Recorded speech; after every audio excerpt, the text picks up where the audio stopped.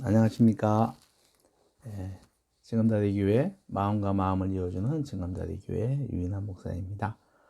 어, 유모와 인자가 환한 목사입니다. 반갑습니다. 오늘은 산상수훈 세 번째 이야기를 여러분들과 함께 나눠보도록 하겠습니다. 오늘 본문 내용은요, 마태복음 5장 21절부터 26절까지입니다. 마태복음 5장에서 7장은 우리가 잘 아는 것처럼 산상수훈, 산상보훈이라고 합니다. 예수님께서 언덕 정도의 얕은 산에 올라가서 가르치신 내용이죠. 하나님의 나라 백성으로서 어떻게 살아가야 되는 것에 대하여 정말 우리가 빼놓을 수 없는 그런 귀한 가르침입니다. 우리 예수님께서 제일 먼저 하신 것은 팔복입니다. 그렇죠? 팔복. 그 심령이 가난한 자, 애통하는 자, 온유한 자, 의에 줄이고 목마른 사람, 긍휼히 여기는 사람, 마음이 정결한 사람, 화평하게 하는 사람, 의를 위하여 박해를 받는 사람, 또 이런 사람들이 복이 있다고 말씀하십니다. 산상수훈은 그러니까 팔복은 산상수훈의 서론에 해당된다고 볼 수 있습니다. 서론이 지난 다음에 본론, 첫 주제는 소금과 빛입니다. 그러니까 성도의 핵심 정체성이죠. 소금과 빛은. 두 번째 주제는 율법에 대한 그 태도를 말씀해 주셨는데, 주님이 원하시는 것은 율법 절대주의도 아니고, 그렇다고 율법을 폐기하자는 폐기론도 아니다. 주님께서 원하셨던 것은 율법의 진정한 본질을 회복해야 한다는 것을 말씀하시는 겁니다. 그래서 주님은 나는 율법을 폐하려 온 것이 아니라 완전하게 하기 왔다. 그러니까 율법의 주어진 본질, 가장 처음에 주어진 그 뜻, 하나님의 사랑, 하나님의 공의, 이런 것을 당신께서 완전하게 하기 위해서 온 것이지 율법을 파기하러 온 것은 아니다. 라고 말씀하시죠. 오늘 세 번째 주제는 분노와 화해에 대하여 말씀을 하고 계십니다. 주님은 그동안 율법에 근거한 심판의 기준이 뭐냐? 그 살인을 실제로 했을 때만 살인죄가 해당이 되는 거였어요. 근데 예수님이 말씀하시죠. 나의 기준은, 내가 말하는 심판의 기준은 형제에 대하여 화를 내는 것, 또는 라가라고 하는 거. 이 라가라고 하는 말 뜻은요, 요즘 말로 하면 이제 문해자, 내가 없다는 거예요.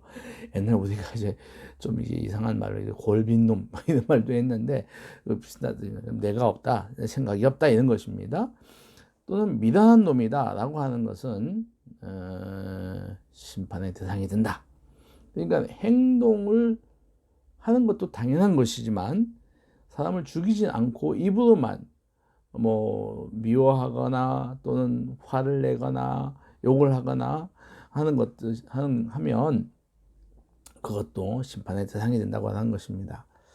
그러니까 예물을 제단에 드리다가 형제에게 원망 들을 만한 일이 생각나면 가서 먼저 화해하고 와서 예물을 드리라고 합니다. 또 고발하는 자를, 자신을 고발하는 자를 길에서 만났을 때는 속히 사화하라 그러죠.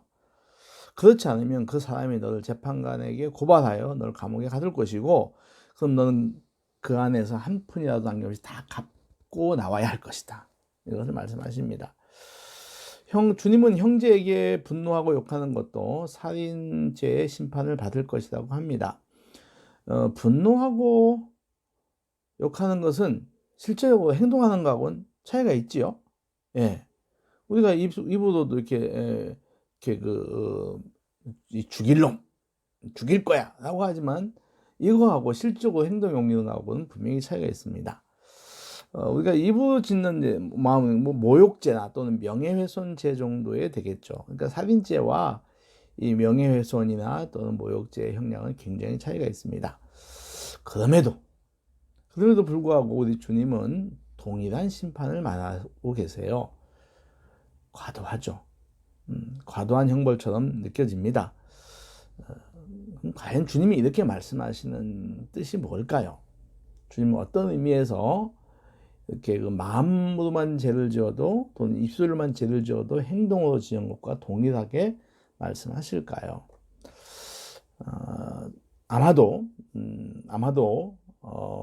제가 신학자가 아니기 때문에 정확한 해석은 알지 몰라도 말씀을 묵상하다 보면 이런 느낌이 듭니다. 분노가 쌓이는 것을 막기 위한 것이 아닐까 하는 생각을 하게 돼요. 누가복음에 보면 이런 말씀이 있죠. 예수님께서 이런 말씀하십니다. 선한 사람은 마음에 쌓은 선에서 선을 내고 악한 자는 그 쌓은 악에서 악을 내나니 이는 마음에 가득한 것을 입으로 말한다. 누가복음 6장 45절 말씀입니다. 마음의 분노가 쌓이면 폭발하게 되어 있습니다. 물이 100도가 되면 끓어 넘치듯이 분노도 쌓이게 되면 차게 되면 흘러나옵니다. 폭발한 행동은 분노로 이어지죠. 행동으로 이어집니다. 우리 이런 거 이제 욱하는 거, 이런 것들 또 쌓여 있는 것들 때문에 범죄가 굉장히 납니다. 주님께서 마음의 죄도 동일하게 본 것은 분노를 잘 조절하여 그것이 행동으로 나타나지 않게 하기 위한 것이라고 저는 해석을 하고 싶습니다. 내 분노가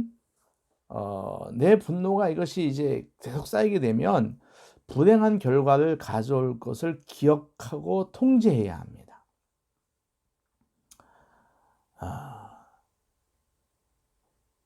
이럴 경우 지금까지 이게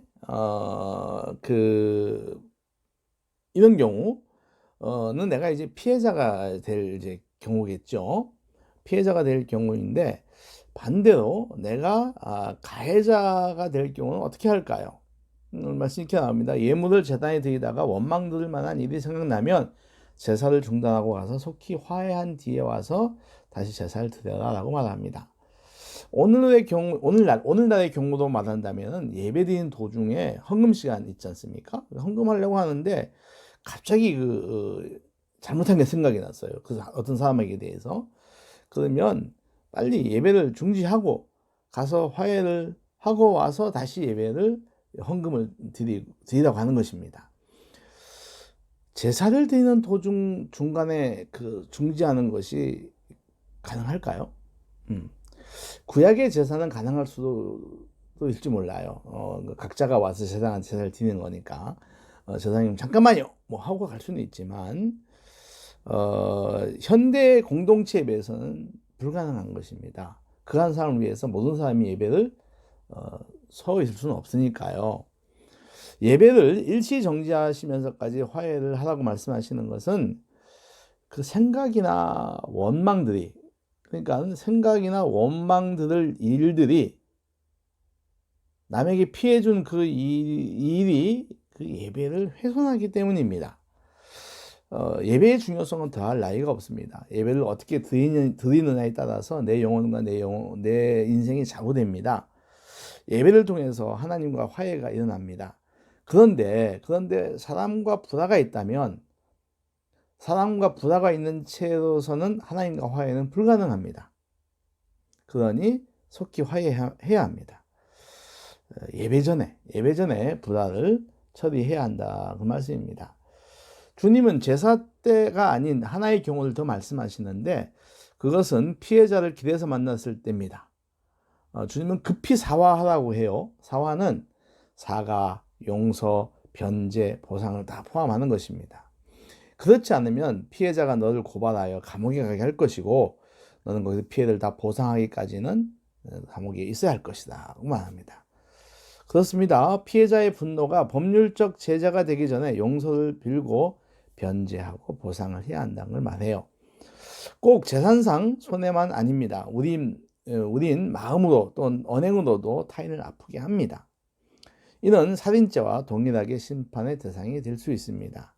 그러니 타인에게 아프게 한 것이 생각난다면 속히 화해해야 합니다.